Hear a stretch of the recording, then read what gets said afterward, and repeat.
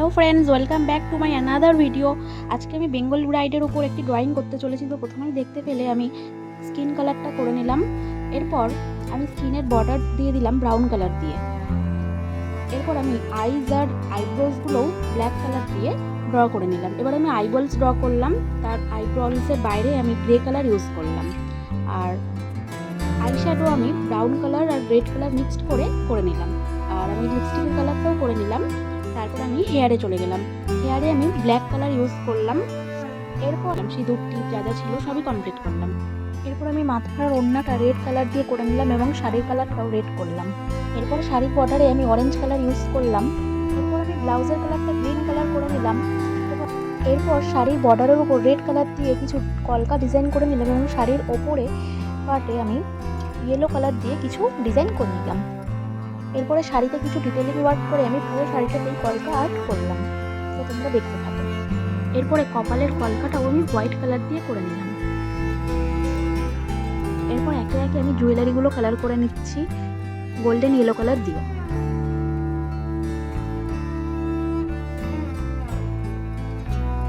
তো বন্ধুরা, আমার এই ড্রয়িংটি যদি তোমাদের ভালো লেগে থাকে অবশ্যই একটা লাইক করো এবং চ্যানেলে নতুন হলে সাবস্ক্রাইব করে পাশে থেকো।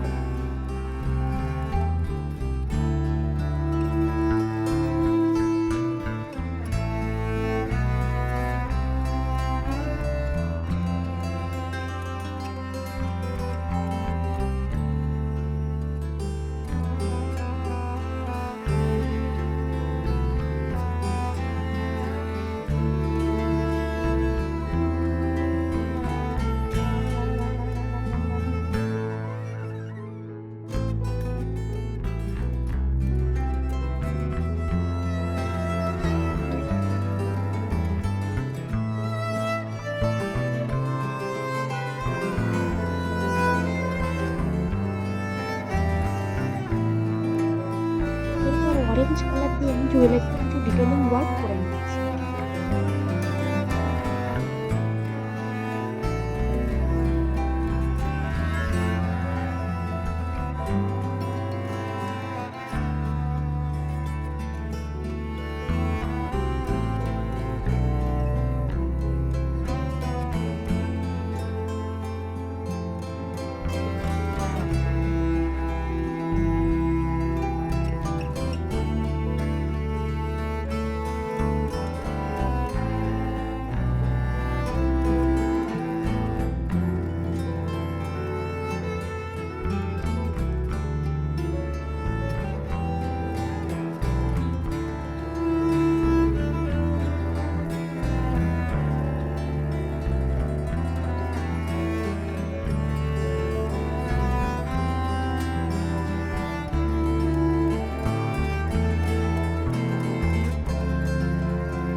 জুয়েলারি পুরো কমপ্লিট করা হয়ে গেল। এবার আমি মালাতে কালার করতে শুরু করলাম।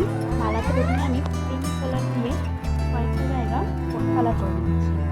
তারপর আমি গ্রে কালার দিয়ে মালার মধ্যে কিছু ছোটো ছোটো ডিটেলিং করে নিচ্ছি।